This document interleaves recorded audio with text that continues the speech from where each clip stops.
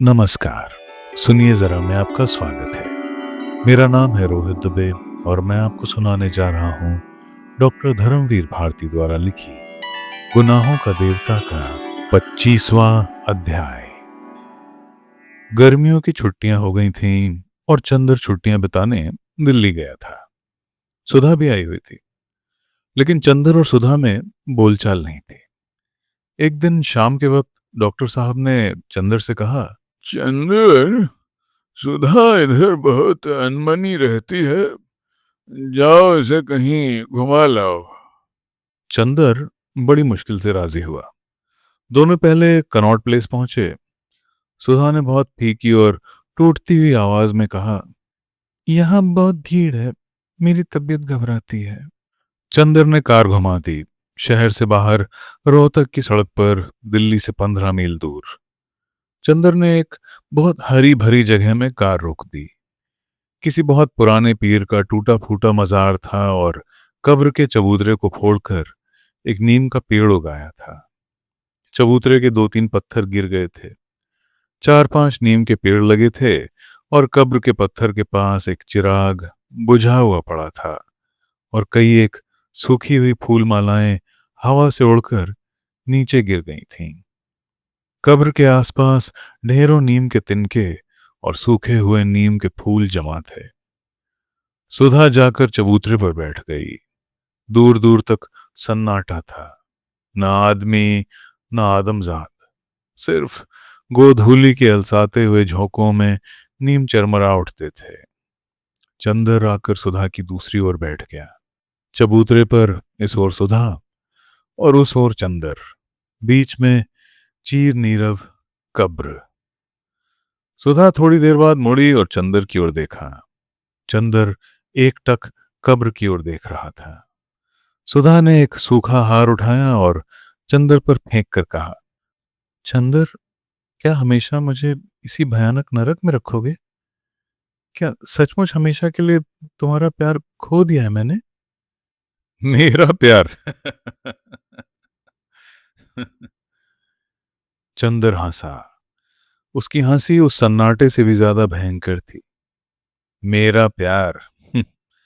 अच्छी याद दिलाई तुमने। मैं आज प्यार में विश्वास नहीं करता, या यह कहूं कि प्यार के उस रूप में विश्वास नहीं करता। फिर फिर क्या? उस समय मेरे मन में प्यार का मतलब था त्याग, कल्पना, आदर्श। आज मैं समझ चुका हूं कि ये सब झूठी बातें हैं, खोखले सपने हैं। तब तब आज मैं विश्वास करता हूं कि प्यार के माने सिर्फ एक है, शरीर का संबंध। कम से कम औरत के लिए। औरत बड़ी बातें करेगी, आत्मा, पुनर्जन्म, परलोक का मिलन, लेकिन उसकी सिद्धि सिर्फ शरीर में है। और वह अपने प्यार की मंजिलें पार कर पुरुष को अंत में एक ही चीज देती है, अपना शरीर। मैं तो अब यह विश्वास करता हूं सुधा कि वही औरत मुझे प्यार करती है जो मुझे शरीर दे सकती है, बस। इसके अलावा प्यार का कोई रूप अब मेरे भाग्य में नहीं। चंदर की आंख में कुछ धधक रहा था। सुधा उठी और चंदर के पास खड़ी हो गई। चंदर, तुम भी एक दिन ऐसे हो जाओगे, इसकी मुझे कभी उम्मीद नहीं थी। काश कि तुम समझ पाते कि। सुधा ने बहुत दर्द भरे स्वर में कहा, स्नेह है। चंदर ठठाकर हंस पड़ा और उसने सुधा की ओर मुड़कर कहा, और अगर मैं उस स्नेह का प्रमाण मांगू तो सुधा? दांत पीसकर चंदर बोला, अगर तुमसे तुम्हारा शरीर मांगू तो? चंदर! सुधा चीख कर पीछे हट गई। चंदर उठा और पागलों की तरह उसने सुधा को पकड़ लिया। यहां कोई नहीं है सिवाय इस कब्र के। तुम क्या कर सकती हो? बहुत दिन से मन में एक आग सुलग रही थी। आज तुम्हें बर्बाद कर दूं तो मन की नार की वेदना बुझ जाए। बोलो। उसने अपनी आंख की पिघली हुई आग सुधा की आंखों में भर कर कहा। सुधा क्षण भर सहमी पथराई दृष्टि से चंदर की ओर देखती रही, फिर सहसा शिथिल पड़ गई और बोली, चंदर, मैं किसी की पत्नी हूं। यह जन्म उनका है, यह मांग का सिंदूर उनका है, इस शरीर का श्रृंगार उनका है। मुझे गला घोंट कर मार डालो, मैंने तुम्हें बहुत तकलीफ दी है, लेकिन लेकिन चंदर हंसा और सुधा को छोड़ दिया। मैं तुम्हें स्नेह करती हूं, लेकिन यह जन्म उनका है, यह शरीर उनका है। क्या अंदाज है प्रवंचना के। जाओ सुधा, मैं तुमसे मजाक कर रहा था। तुम्हारे इस जूठे तन में रखा क्या है। सुधा अलग हटकर खड़ी हो गई। उसकी आंखों से चिंगारियां झरने लगी। चंदर, तुम जानवर हो गए। मैं आज कितनी शर्मिंदा हूं, इसमें मेरा कसूर है। चंदर, मैं अपने को दंड दूंगी। चंदर, मैं मर जाऊंगी, लेकिन तुम्हें इंसान बनना पड़ेगा चंदर। और सुधा ने अपना सिर एक टूटे हुए खंबे पर पटक दिया। चंदर की आंख खुल गई। वह थोड़ी देर तक सपने पर सोचता रहा, फिर उठा। बहुत अजब सा मन था उसका, बहुत पराजित, बहुत खोया हुआ सा, बेहद खिसियाहट से भरा हुआ था। उसके मन में एकाएक ख्याल आया कि वह किसी मनोरंजन में जाकर अपने को डुबो दे। बहुत दिनों से उसने सिनेमा नहीं देखा था। उन दिनों बर्नार्ड शॉ का सीजर एंड क्लियोपेट्रा लगा हुआ था। उसने सोचा कि पम्मी की मित्रता का परिपाक सिनेमा में हुआ था, उसका अंत भी वह सिनेमा देखकर मनाएगा। उसने कपड़े पहने। 4 बजे से मैटिनी था और वक्त हो रहा था। कपड़े पहनकर वह शीशे के सामने आकर बाल संवारने लगा। उसे लगा शीशे में पड़ती हुई उसकी छाया उससे कुछ भिन्न है। उसने और गौर से देखा। छाया रहस्यमय ढंग से मुस्कुरा रही थी। क्या देख रहा है? मुखड़ा क्या देखे दर्पण में? एक लड़की से पराजित और दूसरी से सपने में प्रतिहिंसा लेने का कलंक नहीं दिख पड़ता तुझे? अपनी छवि निरख रहा है, पापी, पतित। कमरे की दीवारों ने दोहराया। पापी, पतित। चंदर तड़प उठा, पागल सा हो उठा। कंघा फेंक कर बोला, कौन है पापी? मैं हूं पापी, मैं हूं पतित। गलत, मुझे तुम नहीं समझते। मैं चिर पवित्र हूं, मुझे कोई नहीं जानता। कोई नहीं जानता। प्रतिबिंब हंसा। मैं तुम्हारी नस नस जानता हूं। तुम वही हो ना जिसने आज से 1.5 साल पहले सपना देखा सुधा के हाथ से लेकर अमृत बांटने का, दुनिया को नया संदेश देकर पैगंबर बनने का।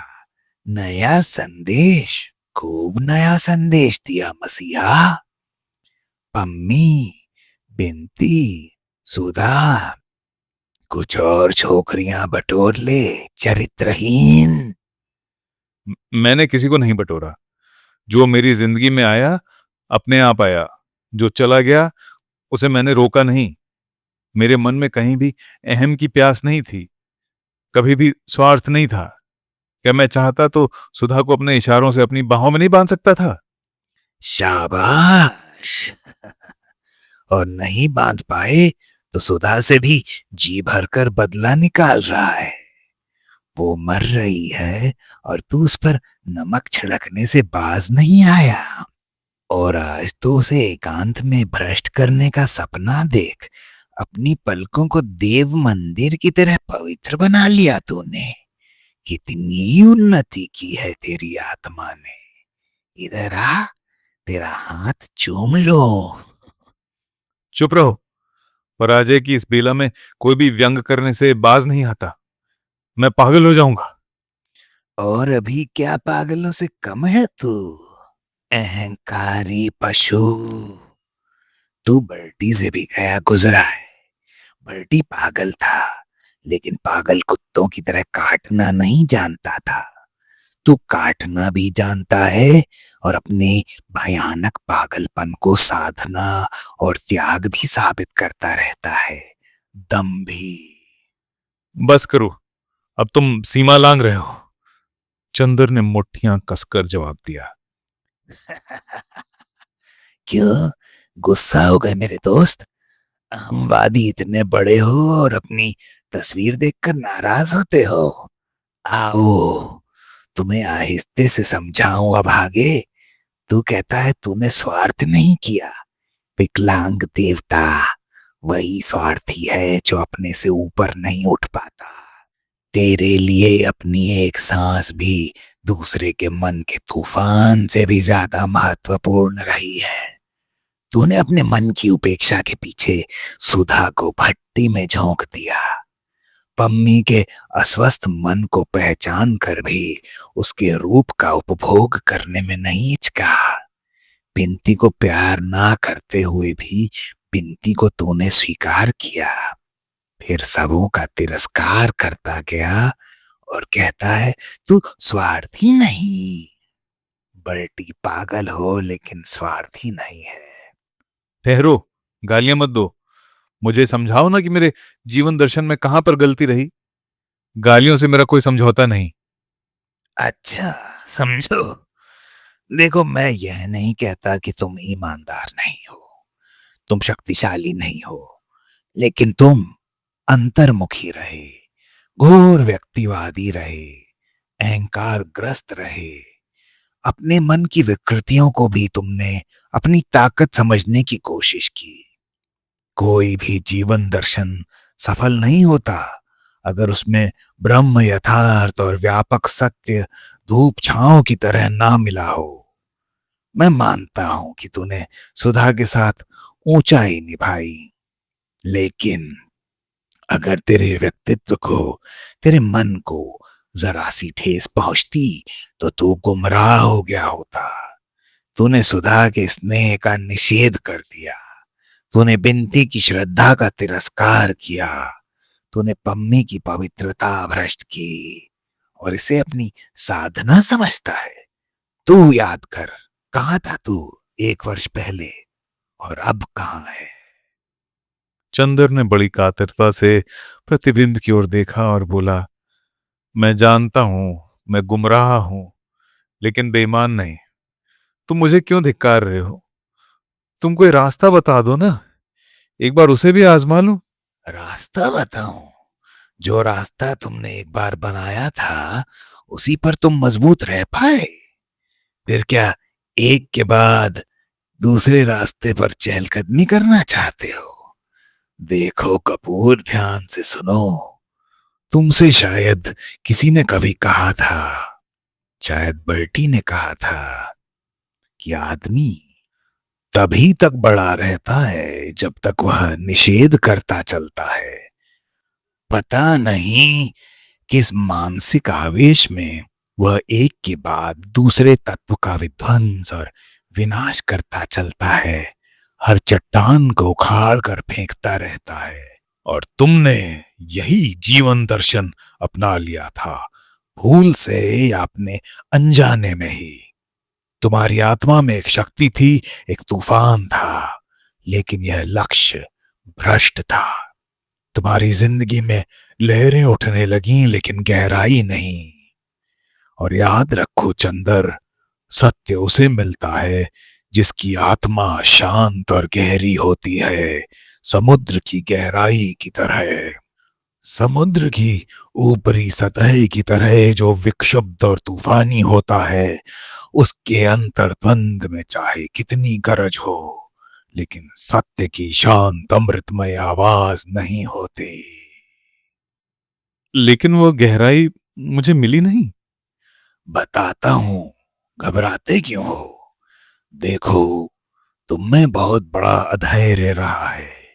शक्ति रही, पर धैर्य और दृढ़ता बिल्कुल नहीं।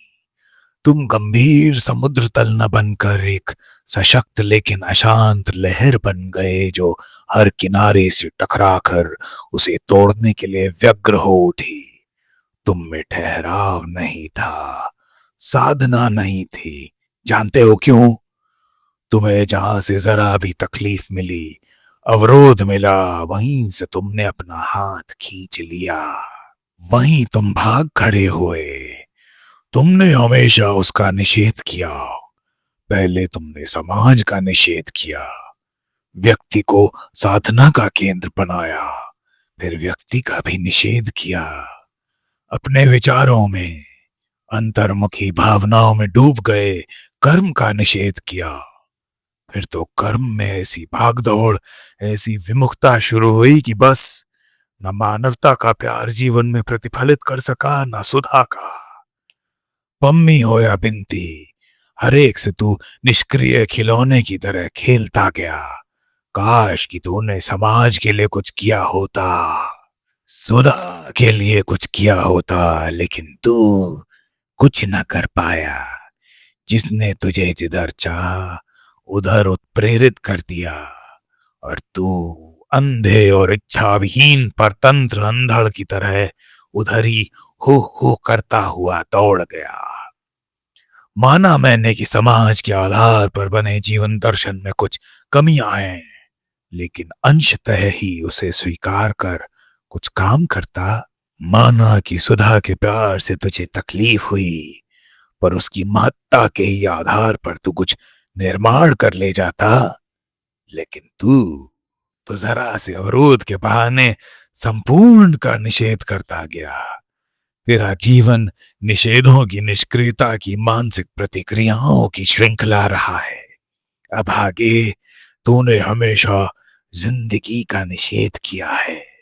दुनिया को स्वीकार करता, यथार्थ को स्वीकार करता, जिंदगी को स्वीकार करता, और उसके आधार पर अपने मन को, अपने मन के प्यार को, अपने जीवन को संतुलित करता, आगे बढ़ता। लेकिन तूने अपने मन की गंगा को व्यक्ति की छोटी सी सीमा में बांध लिया, उसे एक पोखरा बना दिया। पानी सड़ गया, उसमें गंध आने लगी। सुधा के प्यार की सीपी जिसमें सत्य और सफलता का मोती बन सकता था, वह मर गई, और रुके हुए पानी में विकृति और वासना के कीड़े कुलबुलाने लगे। शाबाश! क्या अमृत पाया है तूने, धन्य है अमृत पुत्र। बस करो, यह व्यंग मैं नहीं सह सकता। मैं क्या करता? कैसी लाचारी का स्वर है।